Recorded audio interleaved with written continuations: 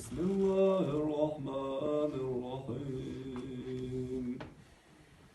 لله ما في السماوات وما في الأرض، وإن تبدوا ما في أنفسكم أو تخفوه يحاسبكم به الله،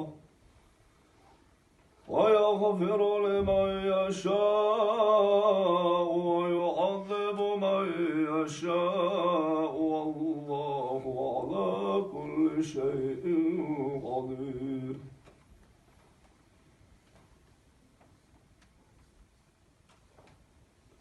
آمن الرسول بما أنزل إليه من ربه والمؤمنون كل آمن